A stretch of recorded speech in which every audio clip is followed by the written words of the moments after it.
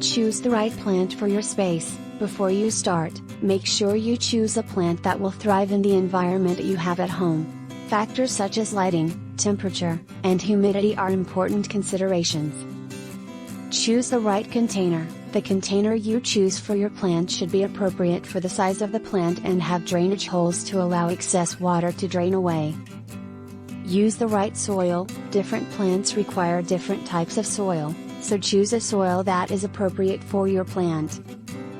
Water your plant regularly. Different plants have different watering requirements, but most plants should be watered when the top inch of soil is dry.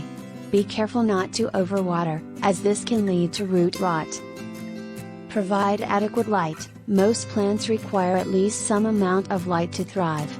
Make sure you place your plant in a location where it can get the amount of light it needs.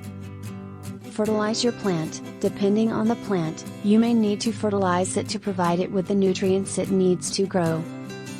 Monitor your plant. Keep an eye on your plant to make sure it is growing well and not experiencing any problems.